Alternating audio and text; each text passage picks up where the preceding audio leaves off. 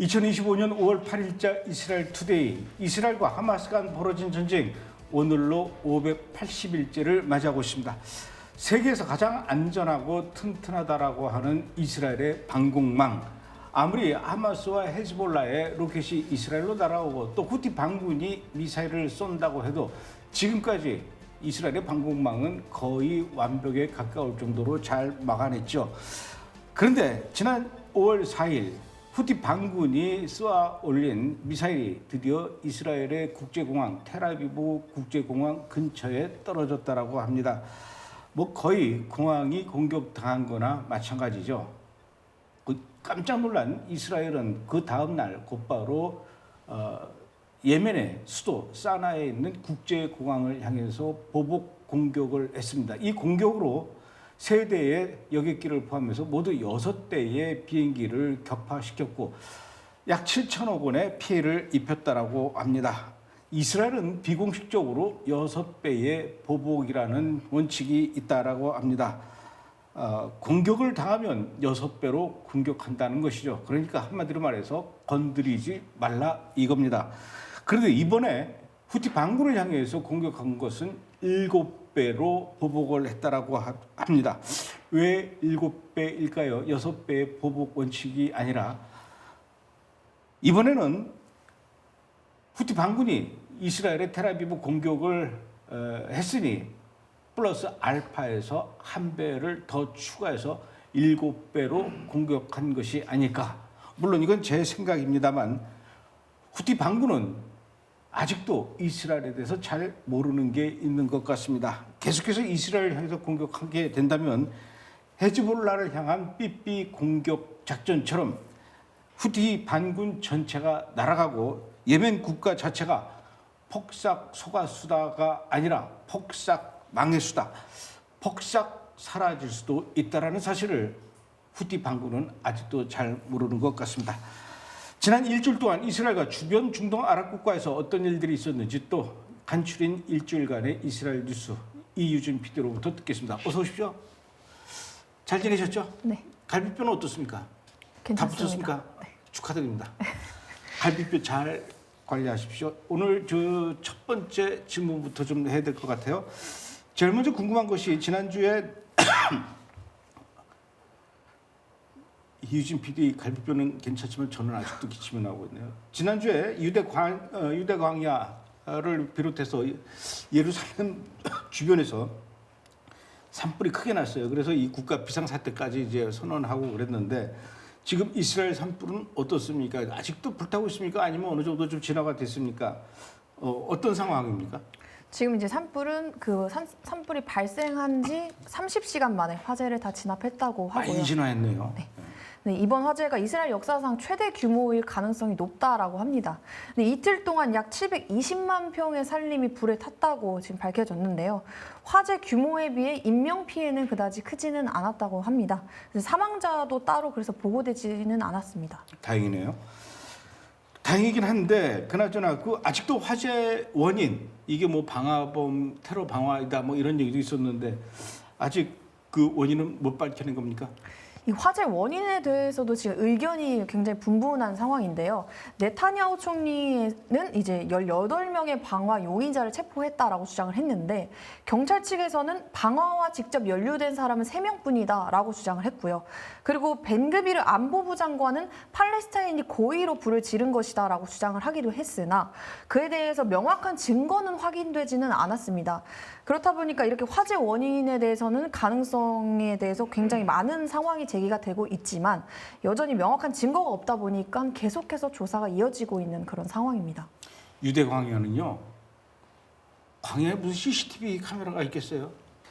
그러니까 그 베두인들, 그 목동들, 그 지나가다가 저 덤불에다가 이렇게 불 던지고 가도 그 몰라요. 그러나 제가 생각해도 역시 이 자연 발화나 실수는 아니라 이게 저도 보기에는 이 테러 용의점이 좀 있을 것 같습니다. 자, 이번엔 가자지구 상황을 좀 봐야 될 것 같아요. 지난주 토요일 날 가자지구 남쪽 라파에서 이스라엘 군인 2명이 희생을 당했어요. 어떻게 된 겁니까? 이제 토요일 밤에 이스라엘 특수부대인 야할론 부대의 군인들이 라파 지역에서 건물을 수색하던 중에 갑자기 폭발이 발생해서 2명의 군인이 사망하게 된 것인데요. 이제 해당 폭발이 발생한 곳에는 한 터널 입구가 있었는데 뭐 이 군인들이 그곳에 들어갔는지 아니면 거기 서 있었는지는 정확하게 모르겠으나 어찌됐든 해당 건물에 폭발물이 설치가 되어 있었던 상태였던 것 같습니다. 그래서 이 사망한 군인들은 야할론 부대 소속의 23세 노암 라비드 대위와 그리고 20세 얄리 세로르 상사였다고 합니다. 그야말로 꽃다운 청춘들인데 아유 참 안타깝네요. 자, 이스라엘의 베냐민 네타냐후 총리가 이번에는 가자지구를 완전히 점령하겠다. 그리고 무기한 주둔하겠다. 이제 이스라엘이 거의 뭐 이제 가자지구를 접수하게 할 모양이에요. 이게 현실적으로 가능한 얘기입니까? 네, 이번에 이스라엘 내각회의에서는 기드온의 전차라는 이 작전명의 새로운 이 작전 계획이 이미 만장일치로 통과가 됐고요. 그리고 이 계획을 실행하기 위해서 예비군 수만 명을 소집해서 이 점령 지역에 투입할 예정이라고 합니다. 그리고 이 이스라엘 작전 개시에 앞서서 민간인 보호를 하기 위해서 가자 주민을 남부로 이동을 시키고 그리고 그곳에 구호물자 배급 시설을 건설을 해서 물자 지원을 재개할 계획이다라고 합니다. 구물자 얘기를 지금 하셨으니까 내가 이제 질문하는 건데 앞으로는 가자지구 주민들에게 전달될 이 구물자들을 이스라엘 군이 직접 하겠다 이렇게 얘기를 했어요. 그동안은 사실 이 NGO 단체가 구물자를 이스라엘로 들여오고 그 팔레스타인 가자지구 팔레스타인 주민들한테 직접 나눠주고 이렇게 했는데 이걸 이제 이스라엘 군이 이 배급을 담당하겠다라고 해요. 왜 이걸 이스라엘 군인들이 하겠다라는 겁니까? 사실 기존에는 국제기구랑 유엔이 담당해 왔고 이 구호물자를 분배를 해 왔었는데 이 부분을 이제는 민간 기업으로 이관하겠다는 것인데요. 가자 주민들을 위해서 가자지구로 구호물자를 계속해서 보내도 하마스의 손에 들어가다 보니까 그걸 방지하기 위해서 이스라엘이 고안해낸 방법입니다. 우선 라파 지역에 3곳의 지정 배급센터를 설치를 해서 가구당 약 70kg의 식량을 매주 배급할 계획이라고 하고요. 그리고 배급은 검증된 NGO와 그리고 미국의 민간 계약업체의 감독 하에 엄격한 심사 절차를 통해서 이렇게 관리될 예정이라고 합니다. 그러니까 아무리 그 NGO 단체들이 가자지구 안으로 구물자를 갖고 들어가도 그걸 하마스가 자기네들이 이걸 막 이렇게 배급을 그동안 했단 말이에요. 근데 그걸 제대로 안 하고 물건을 빼돌리고 그래서 심지어는 밀가루 한 푸대에 20만 원씩이 막 팔고 되팔고 그런 일 때문에 이제 이스라엘 군인이 이렇게 진짜 그렇게 할 걸 그랬어요.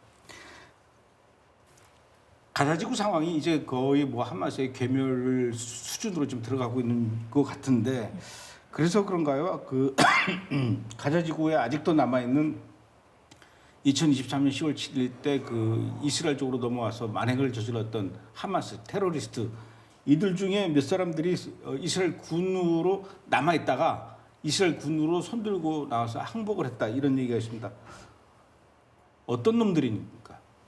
이제 라파의 샤부라 지역이라고 거기에서 항복한 하마스 테러리스트들이 있었는데요. 그들을 체포한 일이었습니다. 이 체포된 이들 중에 말씀하신 것처럼 10월 7일 학살에 가담했던 하마스 소대 지휘관과 그리고 저격부대 지휘관이 포함되어 있었는데요. 신베트는 이후에 신문을 했고 그 신문을 통해서 해당 지역의 주요 하마스 테러 장소의 위치 그리고 그걸 포함한 상당한 정보들을 많이 입수했다고 합니다. 알겠습니다. 이번엔 IAF 얘기를 좀 해야 될 것 같아요. IDF는 이스라엘 디펜스 포스, 이스라엘 방위군을 얘기하는 거고 IF는 에어포스, 그죠? 네. 공군. IAF가 레바논을 공격하면서 아직도 살아있는 이 헤즈볼라의 거물급을 또 사살했다라 그래요. 네, 이제 IDF에 따르면 화요일에 있었던 레바논 남부의 나바티에 지역에 대한 공습으로 헤즈볼라 고위 요원인 아드난 무하마드 사디크 하르브를 제거했다고 밝혔는데요. 이 하르브는 헤즈볼라 물류 지원부대 사령관으로서 리타니강 북쪽에서는 헤즈볼라의 테러 역량을 회복하고 하는 그 돕는 역할, 핵심 역할을 담당했다고 하고요. 그리고 리타니강 남쪽에서는 헤즈볼라 테러 인프라 복구에 적극 참여했던 인물인 걸로 밝혀졌습니다. 제가 오프닝에서 그 후티 반군이 쏜 미사일이 이스라엘 쪽으로 날아와서 그 텔아비브 공항 근처에 떨어졌다라고 얘기를 했어요. 그동안 그 후티 반군이 이스라엘 쪽으로 미사일을 쏘는 거 이스라엘이 잘 막아왔거든요. 근데 이번에 한 발이 공항에 떨어졌어요. 피해는 어떻습니까? 다행히도 피해가 6명이 경상을 입은 정도로 그쳤는데요. 이스라엘에서도 사실 기적이라는 말이 많이 나올 정도의 상황입니다. 왜냐하면 공항이 제대로 타격이 됐다면 정말 많은 그 희생자들이 발생했을 사건인데 사실 공항 근처 몇백 미터, 한 300m 정도밖에 떨어지지 않은 과수원에 어떻게 또 떨어져서 주변에 피해가 거의 없었고 그 피해마저도 뭐 파편에 의해서 피해를 얻거나 아니면 대피소 달려가다가 부상을 입은 그 정도의 피해, 직접적인 피해는 없었다고 합니다. 진짜 그 300m 안으로 들어가서 뭐 활주로에 있는 그다음에 이제 계류장에 있는 여객기에 맞았거나 청사에 맞았으면 대형 사고가 날 뻔했어요. 큰일 날 뻔했습니다. 그나저나 그 예멘에서 이스라엘까지 2,000km인데 꽤 멀리 날아왔어요. 그래서 이제 곧바로 이스라엘도 후티 반군을 향해서 보복 공격을 했어요. 예멘의 어디를 얼마나 두들겨 부셨습니까? 이제 IDF가 후티 반군이 공격한 지 하루 만에 미국과 합동으로 보복 공습을 했는데요. 전투기 약 20대를 동원해서 호데이다 항구랑 시멘트 공장, 그리고 사나이 국제공항과 발전소 등의 수십 개의 목표물을 정밀 타격했다고 합니다. 근데 호데이다 항구에만 최소 48차례 공습을 하면서 그 포탄 50발을 투하했다고 하는데요. 이 해당 항구는 이란 무기를 이전하는 데 사용하는 후티의 중앙 공급원 역할을 하는 곳이었다고 합니다. 근데 또한 IDF가 공습한 이 시멘트 공장은 후티의 지하 터널이나 테러 시설, 이 건설을 하는 데 사용되는 것으로 중요한 경제 자원이라고 하는데요. 이번 공습을 통해서 IDF가 이 생산 공장을 전부 파괴했다고 전했습니다. 뭐 사실 그 이스라엘이 예멘 공격하기 이전에 미국도 예멘을 향해서 아주 그 집중 공격을 쏟아부었단 말이에요. 지금의 예멘의 후티 반군 거의 뭐 너덜너덜해졌을 것 같은데 결국은 후티 반군이 항복했다라는 소식이 있어요. 이 항복을 미국에다가 항복한 겁니까? 이스라엘에다 항복한 겁니까? 미국입니다. 아, 이스라엘은 아니고. 네. 이 미국 그 트럼프 대통령이 후티는 싸우고 싶지 않아 한다 이렇게 말하면서 미국도 이를 존중하고 폭격을 중단할 것이다라고 밝혔는데요.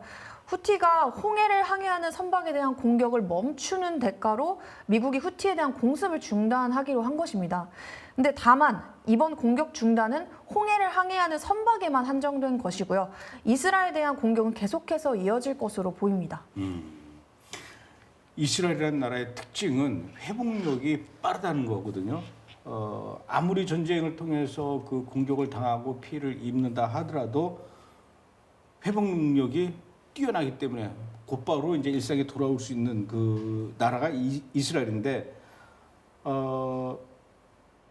사실 이번 전쟁을 통해서도 가장 그 많은 피해를 많은 지역이 피해를 입었지만 특히 이 피해를 많이 입은 지역이 저 이스라엘 북쪽의 갈릴리 쪽, 갈릴리 근처도 굉장히 그 레바논의 그 헤즈볼라 때문에 피해를 많이 입은 곳인데, 이 갈릴리 호수 주변에 있는 호텔이 여러 가지 그 이유로 인해서 그 의기소침해 있는 이스라엘 사람들을 위해서 가족들을 위해서 이렇게 여름 캠프를 준비하는 여름 캠프 프로그램이 있나 봐요. 그걸 만들어서 지역에 활기를 주고 있다 이런 소식이 있습니다. 어떤 프로그램입니까 구체적으로? 네, 이제 올 여름, 다가오는 여름 7월과 8월에 갈릴리온 호텔이 가족들을 위한 여름 캠프를 이제 도입한 건데요. 80일간의 세계 일주라는 것을 주제로 해서 다양한 국가나 대륙, 문화를 중심으로 한 콘텐츠랑 그리고 액티비티로 구성이 되는데요. 다양한 공연과 워크숍, 그리고 캠프파이어, 그리고 갈릴리 상류 지역과 골란고원에서의 자연 체험과 미식 체험 등의 다채로운 체험 그 프로그램들로 구성이 된다고 합니다. 그래서 어린이와 어른 모두에게 맞춤화된 그런 휴가를 선사를 하는데요. 사실 그뿐만 아니라 심각한 침체기를 겪고 있는 이 갈릴리 지역 관광 산업을 재건하는 걸 모색하기 위해서 만들어진 프로그램이기도 합니다. 그래서 이 외에도 이제 뭐 호텔의 고급 객실이나 스위트룸 그리고 주변의 스파 시설과 수영장, 레스토랑 이런 다양한 편의 시설도 즐길 수 있다고 하는데요. 아무래도 이번 여름 이 기회를 통해서 이 갈릴리 지역이 다시 한번 이렇게 활기를 되찾는 시간이 되었으면 좋겠습니다. 80일간의 세계 일주를 통해서 세계 여러 나라의 다양한 그 문화를 이렇게 소개하다. 그중에 한국도 좀 포함시키면은 우리가 가서 막 김치, 떡볶이 이런 것도 네. 해주고 잡채도 해주고 잡채를 그렇게 좋아하더라고요 이스라엘 사람들이. 이런 음식도 김밥 같은 거. 이스라엘에서 요즘 한국 라면이 또 인기가 짱입니다. 또 그 유대인들한테 우리가 또 라면도 쫙 끓여서 대접해주고 빨리 좀 이렇게 어느 정도 전쟁이 좀 마무리되면은 우리가 이스라엘 가서 이스라엘 위로, 이스라엘 회복 이런 그 프로그램으로 또 이렇게 순례 프로그램을 만들어야 될 것 같아요. 같이 가실래요? 너무 좋습니다. 돈은 내시고. 오늘은 여기까지 하죠. 고맙습니다. 잠시 후에 2부에서 또 뵙도록 하겠습니다.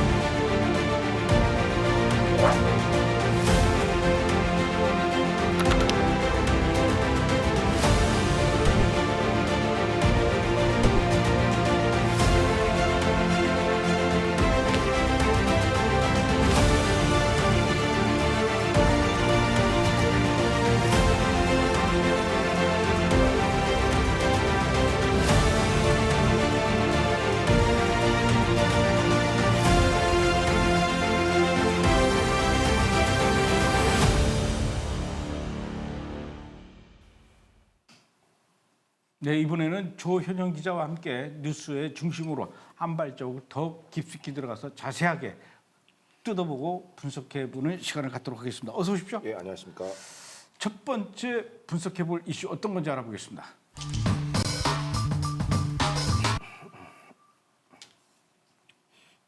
예, 미국의 이제 트럼프 행정부 얘기를 해야 될 것 같아요. 미국의 도널드 트럼프 대통령이 지난 2월 5일 날 그 이스라엘의 베냐민 네타냐후 총리를 백악관으로 불러서 회담을 한 뒤에 기자들 앞에서 기자회견을 했는데 그때 뭐라 그랬냐면은 앞으로 가자 지구를 미국이 테이크오버하겠다. 그리고 거기를 가장 유명한 관광지로 만들겠다. 이런 얘기를 했어요. 이 얘기는 뭐냐면은 가자 지구와 서한 지구, 유대 사마리아 지구를 이제는 팔레스타인 독립국가로 인정하지 않고 그 얘기는 다시 얘기해서 두 국가고 뭐고 다 필요 없다. 그냥 이스라엘과 병합하는 그런 그 단계로 들어가겠다. 이 얘기거든요. 지금 미국의 도널드 트럼프 행정부의 이 분위기는 이쪽으로 흘러가고 있는데 이것과 정반대로 영국과 프랑스는 오히려 두 국가 해법을 인정하는 그래서 팔레스타인을 국가로 인정하는 그런 계획을 세우고 있다. 이런 얘기가 있어요. 예, 지난 5월 1일이죠. 그러니까 영국 이제 레미 외무장관이 프랑스와 사우디 등 외교 당국자와 팔레스타인 국가 인정을 위한 공식 회동을 가졌다고 합니다.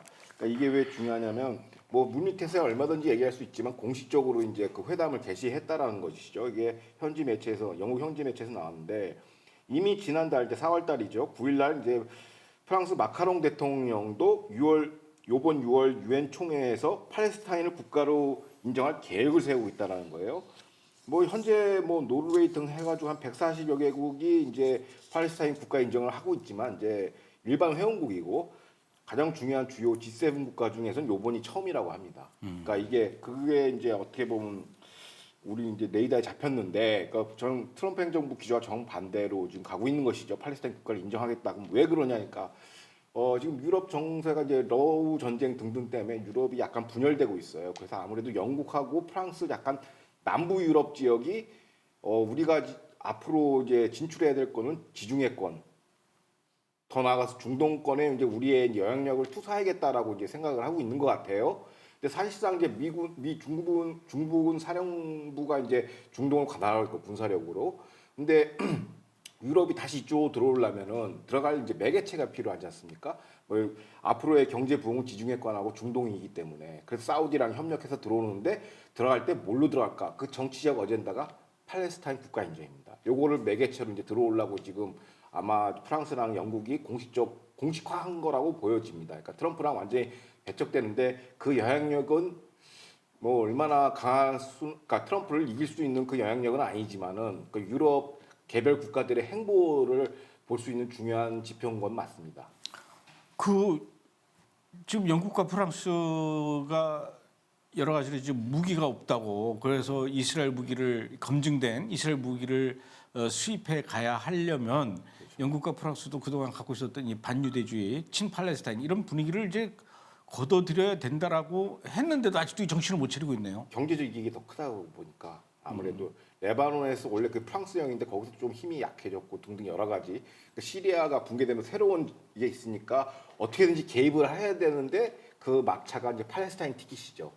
그래서 그런 외교적인 이제 뭐 도스태핑이라고 해야 되나요? 그거라고 보여집니다. 어쨌든 뭐 영국과 프랑스는 그런다 하더라도 미국은 철저하게 지금 뭐 두 국가 해법은 무슨 얼어 죽을 그러면서 지금 팔레스타인을 국가로 인정하는 게 아니라 심지어는 나가라고 지금 그래왔단 말이에요. 여기에다가 한술 더 떠서 미국은 예루살렘에 있는 그 미 국무부 소속의 팔레스타인 청까지 앞으로 없애버리겠다. 그러니까 이스라엘에 있는 미 국무부 소속의 팔레스타인 이걸로 아마 그 OPA라고 하나 봐요. OPA 팔레스타인 청은 도대체 뭐 하는 데고 이거를 왜 지금 미 트럼프 행정부는 없앤다는 거죠? 그러니까 이제 일반 시청자분들은 잘 이제 이게 익숙치 않은 개념인데, 그러니까 아까 감독님께서 말씀하신 것처럼 이제 트럼프가 이제 선언적으로 이제 사실상 이제 이스라엘 일국가 해법을 이제 지지한다고 얘기했는데, 그럼 구체적인 조건이 뭐냐 했는데 루비오 장관이 OPA를 이제 폐쇄를 시켰어요. 자, OPA가 뭐냐면 오피스 오브 팔레스타인 어페어스입니다. 그러니까 팔레스타인 관할 부청이고 그게 PA 당국이라고 하죠. 팔레스타인 그 행정자치구의 그 본청이 이제 라말라에 있는데 거기에 이제 들어간 거예요. OPA가 국무부 어떤 산하기관이 이제 외청이죠. 우리로 얘기하면 그 들어갔는데 이게 언제 새로 개청이 됐냐면 2022년 바이든 행정부 출범하자마자 이게 들어왔어요.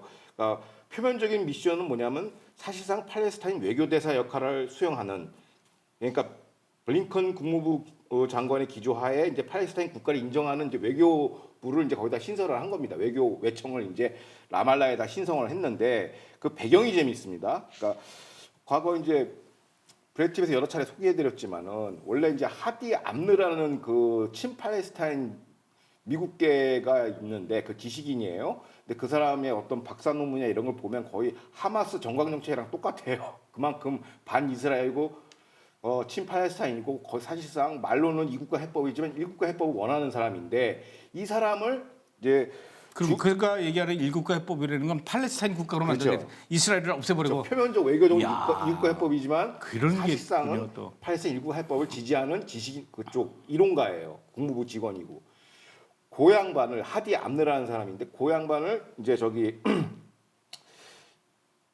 예루살렘 대사로 파견하기로 했었어요. 이스라엘 이스라엘 대사로 파견하기로 했었는데 이스라엘이 반대를 한 거죠. 그 외교 그 대사를 파견할 때는 이제 아그레망을 이게 보내잖아요. 우리가 허락해다오. 그러면 이제 이스라엘 본국에서는 엄청나게 반대하고 미 공화당 상원 하원에서도 엄청나게 반대를 했어요. 상원 인준 절차를 거쳐야 되니까 이 사람 갖고 안 된다. 굉장히 위험한 사람, 거의 테러리스트랑 거의 동급으로 보고 있더라고요. 그런 사람을 어떻게 대사로 보내냐 해가지고 일단락 됐어요. 그래서 이제 다른 이제 약간 좀 반유대 성향이긴 하지만 유대인 급자 성향의 국무부 직원을 보냈어요. 그 대사관으로. 그건 이제 일단락해서 끝난 줄 알았는데 이 하디 암르를 위한 자리를 새로 만든 겁니다. 그러니까 무슨 얘기냐? 팔레스타인 그 수반 팔레스타인 자치당국 라말라하고 외교적 채널이 필요하다 했는데 그 사람을 위해서 팔레스타인 대사를 이제 공사 비슷한 그 외교 공간을 만들려고 했는데 그것도 벽에 부딪혔어요. 왜 그러냐?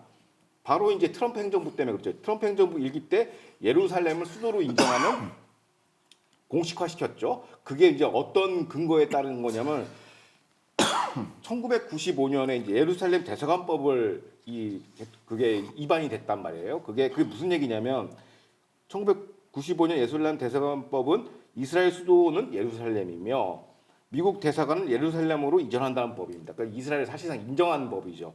이거를 차일피일 미루다가 트럼프 행정부 일기 때 완전히 못을 박아버렸죠. 이 법에 의하면은 팔레스타인은 국가가 아니므로 여기다가 외교 공사나 대표부를 파견할 수가 없어요. 그래서 만든 게 OPA라는 국무부 팔레스타인 부서를 그냥 현지 파견이란 편법을 쓴 거죠. 그래서 사실상 하는 임무는 뭐냐? 팔레스타인 공사관 역할을 하는 겁니다. 미국에서. 그래서 실제로 그러면 어떻게 이런 편법을 통해서 OPA를 만들었거든요. 근데 여기서 주로 무슨 일을 했느냐?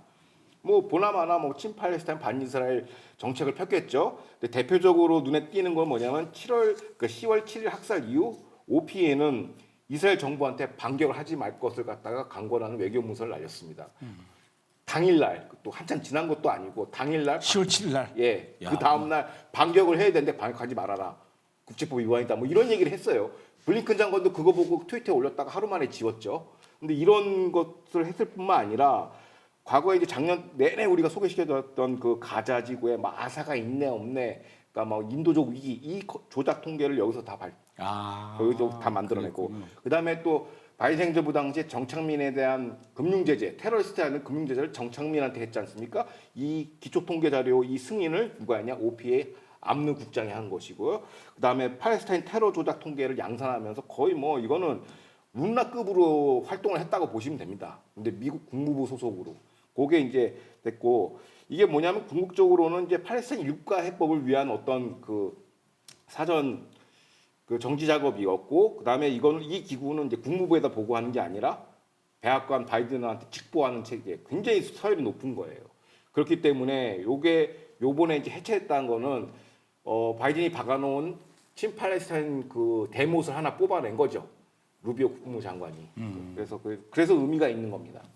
그러니까 USAID도 없애고, 그렇죠. OPA도 없애고 이런 것들을 빨리빨리 없애야 되는데, 근데 OPA도 없애지만은 OPA 말고 또 다른 걸 또 없애는데, 서한 지구에 있는 이스라엘 팔레스타인 안보 조정관 USSC라는 직책이 있나 봐요.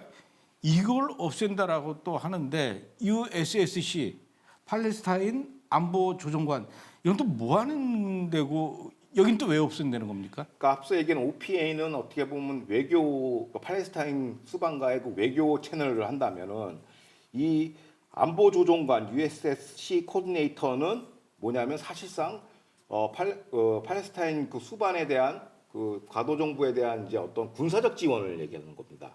그러니까 외교 군사 이렇게 이원화시켜서 보면 되는데, 명시적으로는 2005년에 이제 부시 행정부 때 출범을 했어요. 그 뭐 하는 일이 뭐냐? 안보조정관이 하는 게 뭐냐? 팔레스타인 자치정부와 정부의 그 안보 개혁을 지원하고 이스라엘과 팔레스타인 간의 안보 협력, 그러니까 조율을 하는 거예요. 서로 충돌하지 않게끔 안보 협력을 중간에서 중재자 역할을 해서, 그래서 조정관이라고 쓰는 거죠. 미 국무부 하는데, 이거는 사실상 미 국무부 산하기관이에요. 2003년부터 산하기관이지만 사실상 거기를 활동하는 거는 누구냐면 미군 출신 삼성 장군이 직접 거기서 지휘 통제합니다. 왜? 국방 전문가가 들어와 있기 때문에, 국방 외교를 다 이해하는 그 높은 수준의 전문가가 들어와 있기 때문에, 산하는 국무부지만은 국무부 산하 조직이긴 하지만 저기 미군 삼성 장군이 들어왔고, 이게 왜 어떤 정도의 그 바이든 행정부 때 그 권한을 부여했냐면, 그 가자 전쟁 한참 진행될 때 항상 바이든 정부가 네트냐후한테 압박한 게 전후 통치 전략을 얘기해라 막 계속 압박을 했지 않습니까? 그 당시 바이든의 전후 통치 전략은 가자 지구를 이스라엘이 통치하는 게 아니라 뭐 다국적군 비슷하게 만들어서 해야 된다. 그러면 하마스 대신 PA 보안군을 여기다가 확대 징편해 가지고 병력도 양선하고 해서 여기서 안보 책임 맡자 하는데, 그 안보 지원을 누가 하냐? 바로 그 미 안보 조정관 그 역할까지 하는 역할이었습니다. 그러니까 사실상 트럼프가 이번에 당선이 안 됐으면 가자 지구는 이 사람이 지금 지휘 통제하는 구조가 되는 것이죠. 근데 그거를 이제 루비오 국무장관이 아주 직책을 아예 폐지시켜 버렸습니다. 근데 그러면 이 안보 조정관이 이끄는 안보 조정팀에는 어떻게 돼 있냐?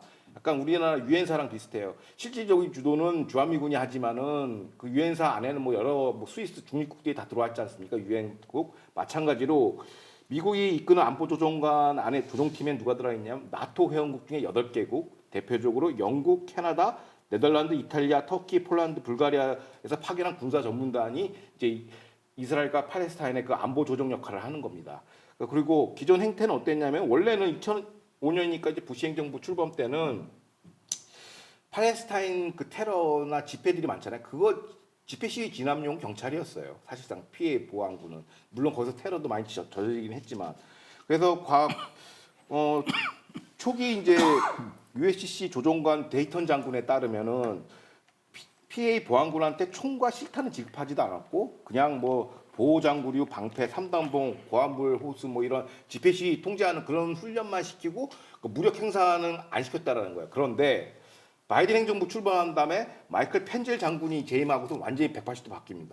어느 정도 바뀌냐면은 펜젤 조정관 취임 일성으로 어떤 조치를 한 6가지 조치를 했어요. 근데 하나하나가 참 대단한 건데 기존 팔레스타인 보영한테 실탄, 중화기 이런 거를 지급을 했습니다. 무장을 시킨 것이죠. 두 번째, 보안군 특수훈련 제공하고 5천 명 규모의 특작부대를 양성했어요. PA 보안군 안에 특수훈련을 받은 거예요. 다 팔레스타인 사람들 아니에요? 그렇죠. 팔레스타인 보안군이고. 그 다음에 팔레스타인 보안군 내에 첨단 지휘 통신 체계 4G 시스템을 깔았어요. RCT를. 그것도 깔고 그 다음에 북사마리아와 남헤브론 언덕에 PA 보안군을 배치한다. 그 유대 사마리아 지역에서 IDF 대테러 작전을 좀 제한한다. 그 다음에 장기적으로는 미군과 함께 합동 작전을 벌인다. 뭐 이런 식의 엄청난 그 권한과 지원을 한 것이죠. 사실 우리나라로 이렇게 비유해서 얘기하면 OPA가 주한미 대사관이라고 하면은 그 USC 안보조정관 주한미군 역할을 하겠다라는 거예요. 팔레스타인을 위해서. 그런데 여기서 문제가 되는 게 뭐냐? IDF 보통 이제 IDF가 이제 팔레스타인 테러를 저격을 하지 않습니까? 테러 진압을 하면은 이제 이스라엘군이 이제 팔레스타인 하면은 국제 여론이 안 좋다. 또 뭐 팔레스타인 점령 얘기가 나오니까 팔레스타인이 스스로 팔레스타인을 통제할 수 있게끔 해가지고 그 명분으로 이렇게 무장력을 확 올려준 것이죠. 바이든 정부가. 그러니까 결국은 그 USSC를 통해서 미국이 팔레스타인 사람들한테 공식적으로 무기, 그러니까 실탄과 중화기를 손에 쥐어준 거나 마찬가지지 않습니까? 그래서 결국은 2002년도에 한 해만 그 미군으로부터 훈련받은 그 이 PA 보안군 이스라엘 군인 IDF하고 충돌이 일어나서 이스라엘 군인 26명이나 살해한 이런 끔찍한 일이 발생하기도 했었어요. 그건 뭐 항상 있었던 얘기인데 이게 어떤 점이냐면, 그러니까 바이든 행정부의 명분은 이거예요. PA 보안군 앞서서 얘기했지만 군사적 빌드업을 위한 거다. 왜냐하면 팔레스타인 국가를 인정하려면 강력한 이제 군부가 필요하기 때문에. 그래서 바이든 국무부는 제닌 지역, 나블라 지역 대표적으로 테러 창궐하는 지역 아니겠습니까? 거기서 출몰하는 팔레스타인 테러리스트를 제압하기 위해서 PA 당국의 보안, 군사력을 증강시켜준다는 게 명분이에요. 그런데 이 현지, 그러니까 미국 전체 현지 전문가들이 하는 얘기가 뭐냐면 오슬로 협정 30년 역사상 팔레스타인 당국이 팔레스타인 테러를 진압한 사례가 없다라는 거죠. 그러니까 지금 PA 그 팔레스타인 그 자치정부의 수반 그 집권 정당이 파타당인데 파타당하고 PA 보안군은 이꼬르 같은 등급이라고 보고 2021년, 2022년 기준 서한지구 테러는 PA 집권당 파타당의 지령을 받고 PA 보안군이 실행에 옮긴 그런 사례가 거의 100%라는 것이죠. 그러니까 서한지구 팔레스타인 언론 매체를 감시하는 이제 팔레스타인 미디어 워치의 보도에 따르면 이제 파타 대변을 인용해서 보도를 하는 겁니다. 파타 그 집권당 대변인을 인용해서 서한지구 순교자, 그러니까 그들을 입장에서 순교자고 우리 입장에서는 테러범이죠.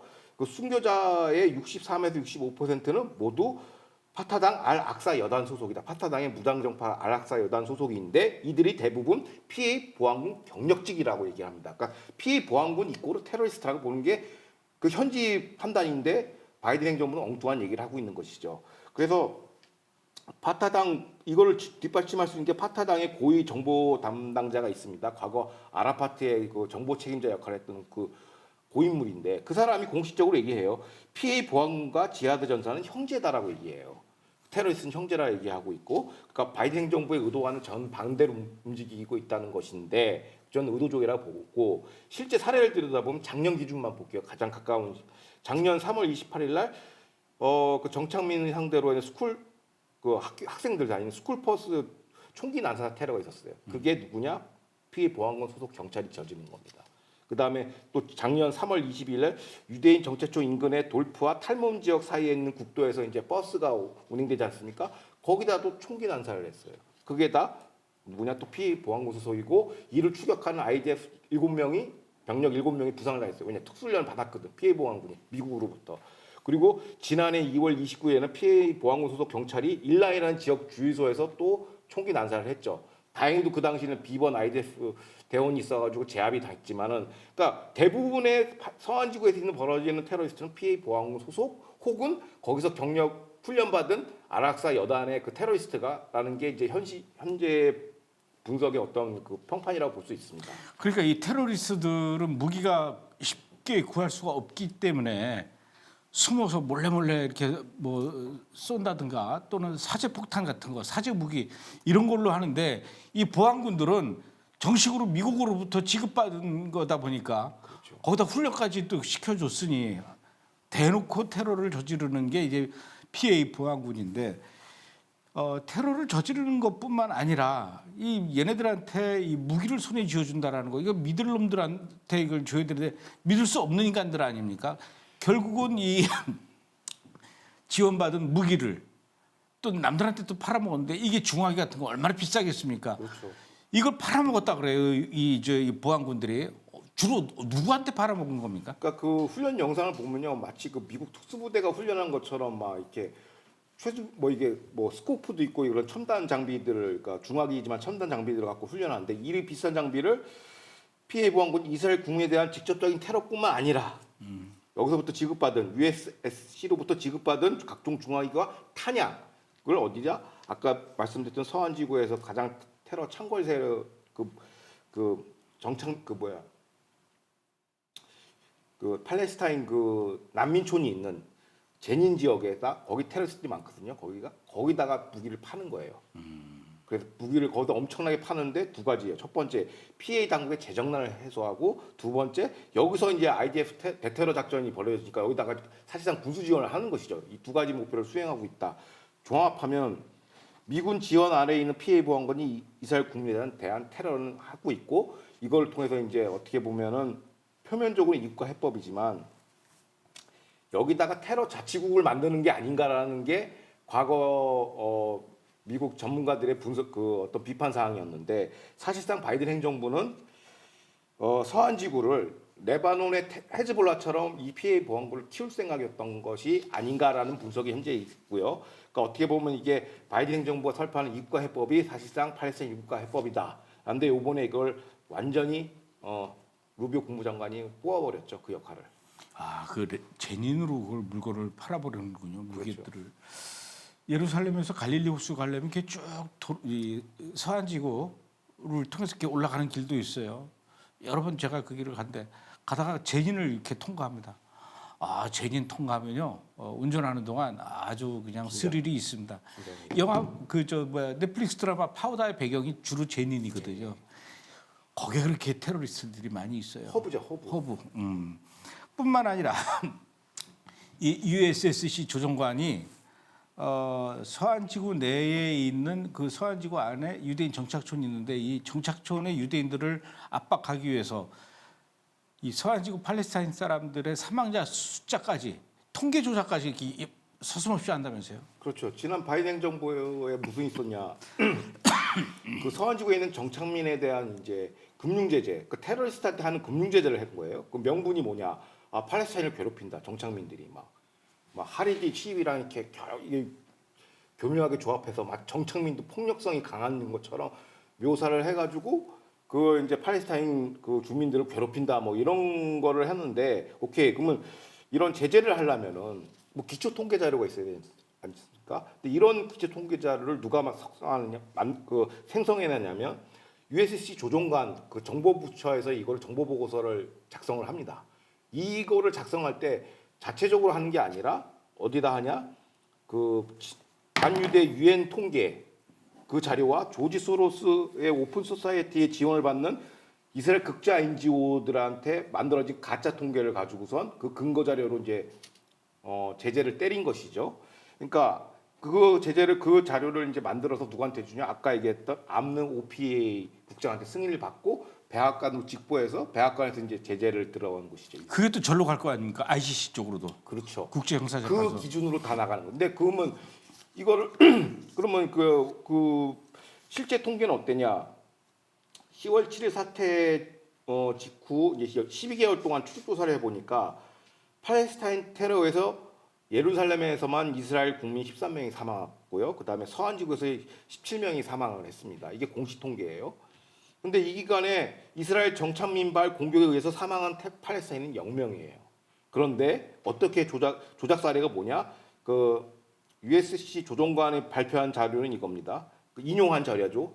가짜 반유대 단체한테 109건에서 그러니까 10월 7일 이전에 109건의 피해 사태가 있었다는 거야. 살인도 아니라 피해 사태로 말을 교묘하게 바꿔요. 피해 사태가 있었고 학살 유해는 500건으로 증가했다. 그러니까 정창민이 팔레스타인 공격한 횟수가 109건에서 500건으로 증가했다. 이걸 근거로 이제 금융제재를 때리는데 이거에 대해서 이제 현지 전문가들이 그 데이터를 분석해 본 거예요.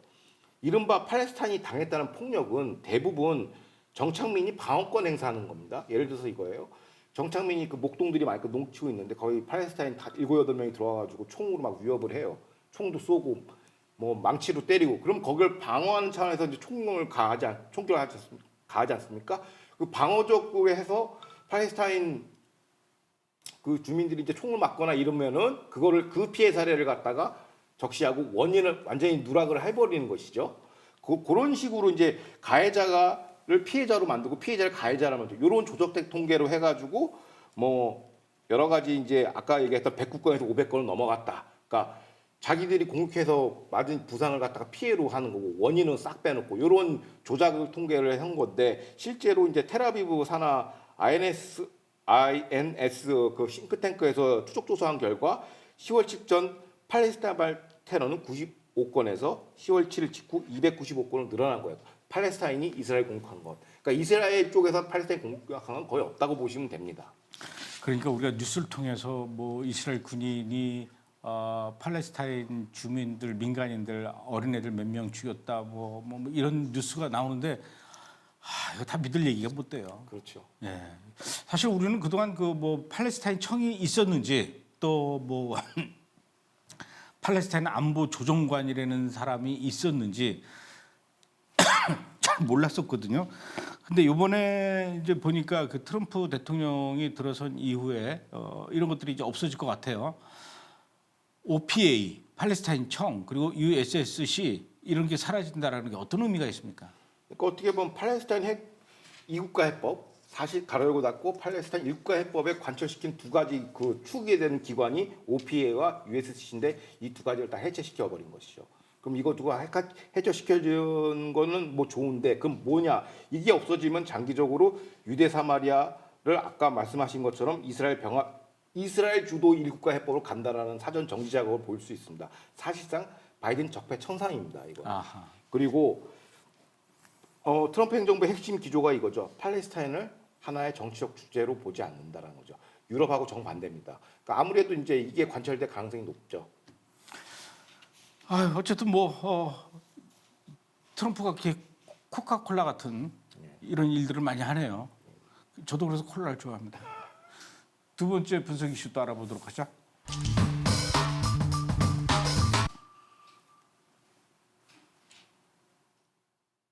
예. 지난 2023년 10월 7일 날 하마스로부터 공격을 받고 피해를 입은 그 이스라엘의 피해자들, 이 사람들이 미국 뉴욕주에다 UNRWA 팔레스타인 난민 구호 기구에 대해서 대상으로 손해배상 소송을 이제 준비하고 있는데 준비는 하고 있었는데 이게 그동안 잘 진행이 되지 않았었던 것 같아요. 근데 이번에 그 트럼프 행정부가 들어서면서부터 그동안 잘 안 되던 일들이 이렇게 막 빠른 변화가 있나 봐요. 그렇죠. 이제 가장 대표적인 게 이제 미 상원 톰 커턴하고 테드 크루즈 상원의원이 이제 법 개정안을 냈어요. 그러니까 운라 같은 이제 국제기구, 유엔 국제기구는 이제 1945년 미국 의회가 제정한 국제기구 면책법이라는 게 있어요. IOIA라고 있는데 뭐냐면 국제기구가 구호 활동을 하다 보면은 뭐 이렇게 송괴를 파손할 수 있고 본인이 아니게 이렇게 파손할 수 있고 그러면 여기에 대해서 자꾸 뭐 민사소송을 걸면은 파산하지 않습니까? 그럼 구호 활동을 하기가 힘들잖아요. 그래서 이제 거기에 대한 면책 조항을 광범위하게 한 거죠. 뭐 기물 파손을 하더라도 구호 활동 중에 어쩔 수 없이. 그래서 그게 이제 구호 활동을 전제로 해서 이제 면책 기준을 굉장히 광범위하게 허용을 한 것이죠. 그래서 이제 마치 외교관이 갖고 있는 면책 특권에 그 정도에 준하는 이제 면책 기관을 갖고 있어요. 그런데 문제는 뭐냐면 운라 같은 국제기구가 직접적으로 하마스와 테러 연관성 있는 국제기구에 대해서는 어떻게 할 것이냐. 그러니까 이게 이제 소송의 쟁점이에요. 그래서 피해 그 10월 7일 피해 당사자들이 소송을 제기했는데 현재 소송 그 과거에 그 바이든 정부 때 이게 지지부진했던 이유가 뭐냐면 바이든 국무부가 이제 나서가지고 전문 증언을 한 거예요. 그 법원에서 부른 거죠. 뉴욕주 법원에서 이제 연방 법원에서 불렀어요. 국무부에 너네들 판단은 어떠냐? 이거 면책 특권을 어떻게 허용해야 되냐, 제한해야 되냐라고 전문 질의를 했는데 바이든 국무부가 뭐라고 얘기했냐면 이거는 면책 특권을 광범위하게 우리가 허용해야 된다. 그래서 고로 요번 그 집단 손배소의 관할권은 뉴욕주한테 없다라는 식으로 얘기를 했어요. 근데 그게 그래서 이제 소송이 지지부진되고 이제 막히고 있었는데 요번에 새로 부임한 이제 트럼프 이제 행정부죠. 트럼프 행정부의 법무부 펜 본디 법무장관이 취임 일성 당선되자마자 이제 그 임명되자마자 문란은 면책 특권이 없다라. 이게 실제로 미국에서 대법원 판례가 있나 봐요. 연방 대법원 판례가 있어요.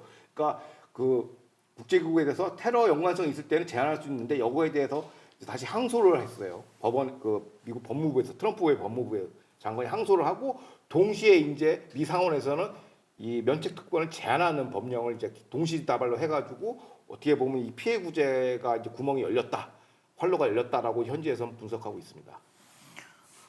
그런가 하면 또 이스라엘은 해외로부터 들어오는 그 기부금에 대해서 80%의 세금을 매기겠다 이렇게 지금 그 법안을 준비 중인 것으로 알려져 있는데 지금 미국은 관세를 올리는 것 때문에 좀 난리인데 또 이스라엘은 해외로부터 들어오는 기부금 그거다가 세금을 물리면은 기부금이 안 들어올 텐데 이거 왜 이런 법안을 발의하고 있는지 모르겠어요. 그러니까 제목이 그렇게 나왔는데 내용을 이제 읽어보면 이런 겁니다. 크네세트에서 리쿠당 의원이죠. 이게 다수당 의원들이 뭐라고 하냐면 해외 세력, 그러니까 그게 해외 NGO가 됐건 뭐 국가가 됐건 얘네들이 이스라엘 국내 정치 개입을 한다라는 거죠. 그걸 어떻게 하는 식으로 하냐면 기부금이 들어와가지고 그 국내 NGO 단체들한테 이제 딱 다 돈이 들어가고 그 국내 NGO 단체들이 그 돈으로 이제 반정부 투쟁을 하고 입법 절차를 한다라는 것입니다. 2012년에서 2024년까지 13억 세켈이 이제 해외에서 국내 NGO 83개 단체가 들어왔는데 이게 다 대부분 반정부 극좌 단체예요. 그런데 그 돈이 들어오면 어떻게 되냐? 뭐 거기서 돈 들어와가지고 뭐 반정부 시위까지 하는 것도 문제지만 거기서 끝나는 게 아니라 이 NGO에서 대법원에다가 상고를 해요. 그래서 특정 법안을 갖다가 상고해서 없게 만들고 사실상 입법 역할을 해외 정부가 컨트롤하는 거죠. 그 해외 그 기부금을 통해서. 그래서 거기에 그런 정치적 목적으로 들어오는 기부금에 대해서는 80% 이상의 고세율을 매기겠다는 거예요. 원천 자금줄을 끊어버리겠다는 것이고, 그러니까 이런 NGO 해외 돈을 받은 NGO들, 예를 들어서 뭐 USAID나 조지 소로스로 받은 NGO들이 뭐 IDF의 그 작전권을 제한하는 이 법안을 갖다가 이제 직접 이제 입법은 못 하니까 대법원에다 항소를 해요. 그럼 항소가 그 법안에 대해서 철퇴를 가하는 이런 식의 이제 정치 왜곡 현상이 있으니까 이거는 정상적인 여론 형성도 안 되고 왜곡이 되고 정치 이런 프로세스가 왜곡이 된다 해서 여기에 대한 철퇴를 내리는 겁니다.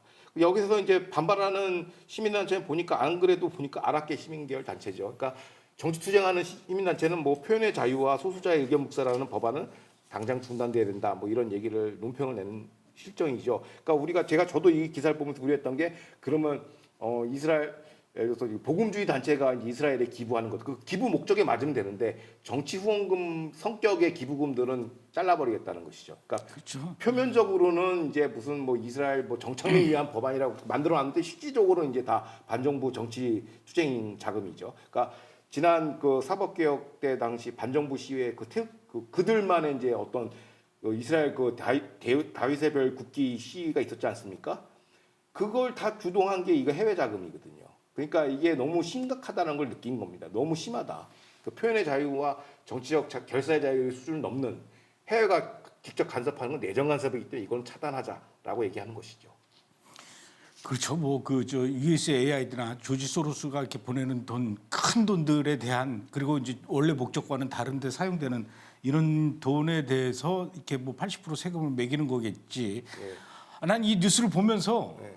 아니 우리 브레드 TV도 이스라엘의 메시아닉 쪽 목사님들에게 이렇게 후원금을 보내는데 기부금을 보내는데 예를 들어서 5,000불을 보냈다. 근데 그 중에 80%면 4,000불을 띄고 그렇죠. 5,000불을 보냈는데 목사님은 실질적으로 1,000불밖에 못 받는다면 이거 앞으로 어떻게 해야 되나? 막 그게 걱정됐었거든요. 근데 이게 사실은 내막은 정치단체. 정치단체. 예. 우리는 정치단체가 아니니까. 그렇죠. 우리 종교단체니까. 아주 잠시나마 예, 예. 걱정을 했는데 오늘 아주 속 시원하게 잘 설명해 주셔서 고맙습니다. 예. 날이 갈수록 내용이 좋습니다. 더 열심히 하도록 하겠습니다. 더 열심히 하십시오. 예, 예. 고생하셨습니다. 예, 감사합니다. 오늘은 여기까지 하겠습니다. 예. 다음 주에 뵙겠습니다. 감사합니다.